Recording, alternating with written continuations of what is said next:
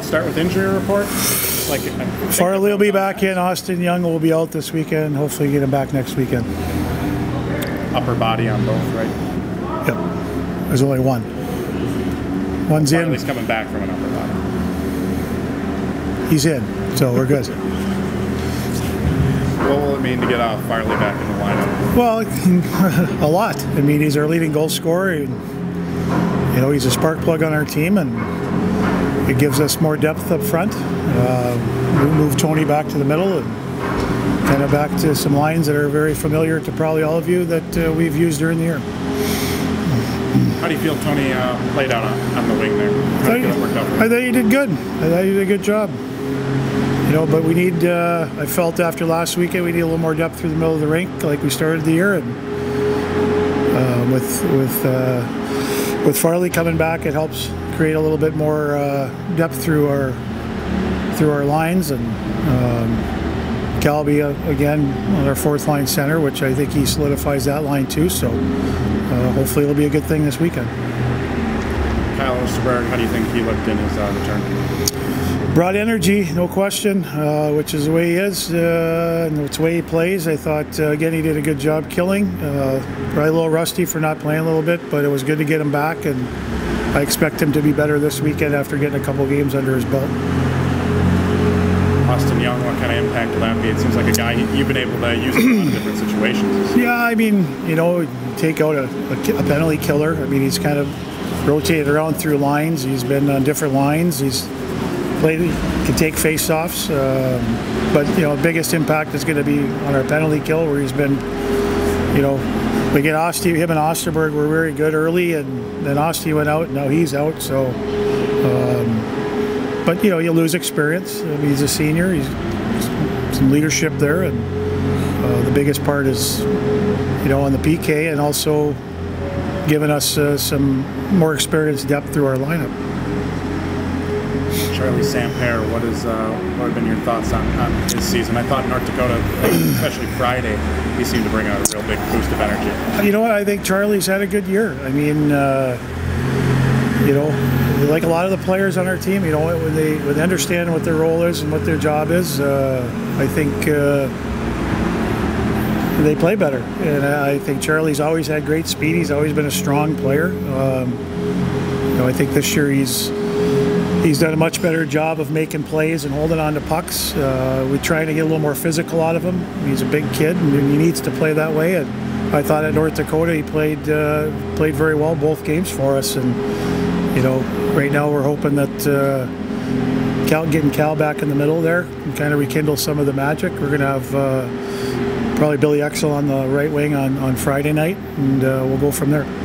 How helpful has Charlie been in helping some of the newer guys along, playing with them on the fourth line?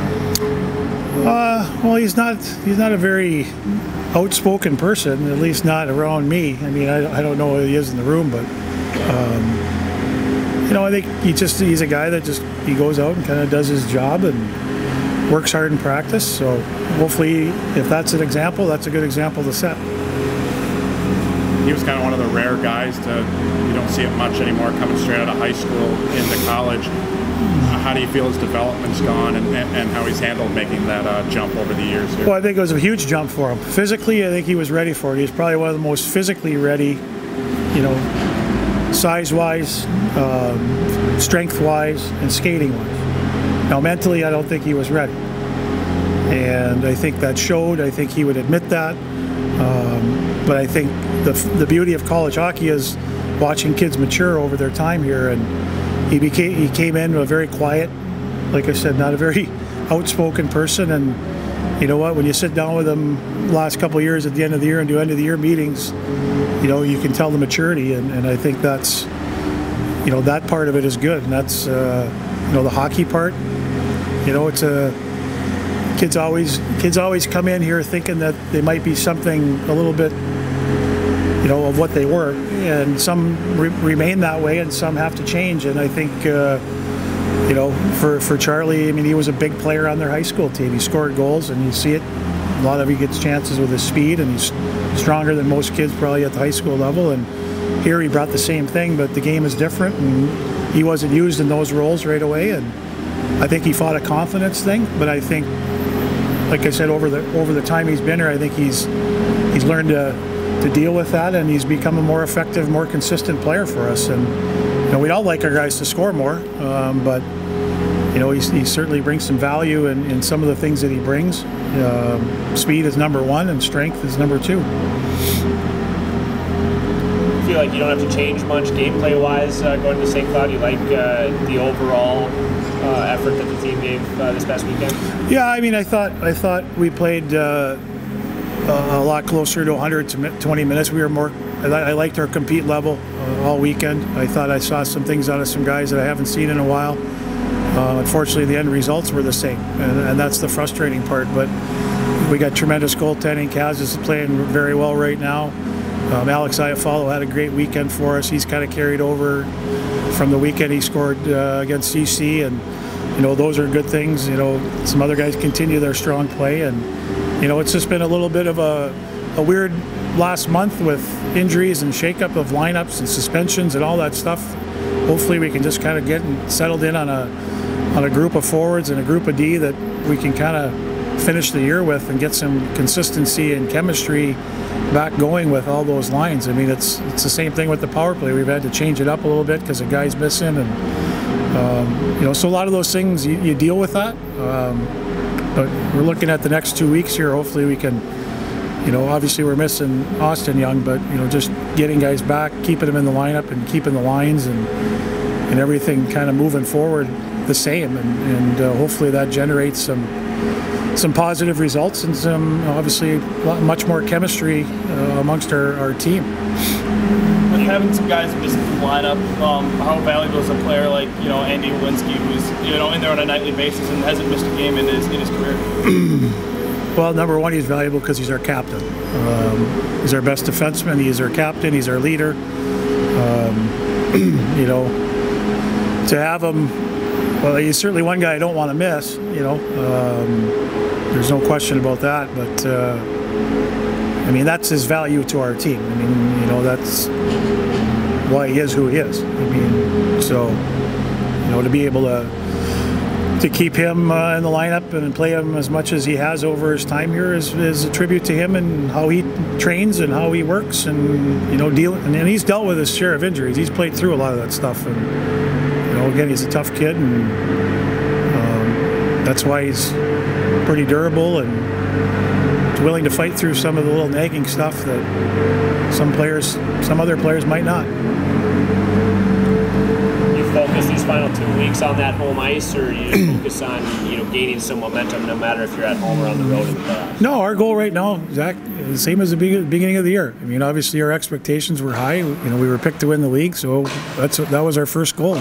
But our part of that goal was being at home in the playoffs, and for as bad as it's been, as bad as it seems, we're still tied for fourth, and we still have an opportunity to play here at home, and that's a huge thing for this group, and that's still one of the goals that we set in the beginning of the year. So that's still attainable, and we've got to obviously win games to do that, and that's obviously a big part of it. I don't want to wait for other teams. I mean, obviously we've got Miami coming in here in 2 weeks, and it could come down to that weekend. Hopefully it does. And but truthfully, we were kind of in playoff hockey mode last week, and I felt like that's the kind of series it was. I thought our guys stepped up and played some pretty good hockey against a good team in a tough building, and the games could have gone either way. The difference, they made the plays when they needed to, and that was the difference. And other than that, there was a lot of things that I liked on the weekend, except the results. So it's just keeping the guys positive and keeping them goal orientated and trying to get them to fight for that, and by doing that, hopefully we'll end up playing better hockey, which will lead us into the playoffs. You get St. Cloud on the big sheet. How do you maintain your defensive structure that worked so well last weekend as they try to spread you out and open up those seams in the middle of the rink? Well, they're the one team that uses the big rink as well as anybody, width-wise, depth-wise, and with their skill.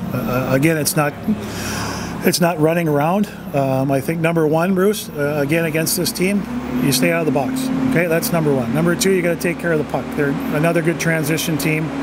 with some dangerous forwards. You look at their scoring, they've got 6 guys with 30 or more points. So some of that's the power play. The other is they're good players and they don't need a lot of opportunities to score. So again, it's being patient, being aggressive when you need to be aggressive, protecting the middle of the rink just like you do on a normal sheet, and blocking shots. We did a great job of that last weekend, and we're gonna need great goaltending. You know, I mean, it's pretty simple. I mean, Kaz needs to continue to play the way he is, and we need to give him support. But I don't think it changes a whole lot. You know, we got to be aware of certain guys on the ice. There's no question. But if we can play with the puck more than they do, that's a good part of, you know, not having to play defense. But they're going to get their chances, and I think turnovers are a big part. And I thought we did a better job of that last weekend. We didn't start good in the first period, but I thought we got better as the weekend went on of not turning pucks over, and I think it really helped limit their transition game, which, you know, they're a pretty good transition team too. So I think the same concepts apply. Not forcing pucks at the blue line. We're going to go through a lot of numbers. We're going to see 3 back. It's not trying to make the highlight reel play. It's kind of making the appropriate play, and either if you can make a play, make a play. If not, it's got to get to the net or down low and make them go 200 feet.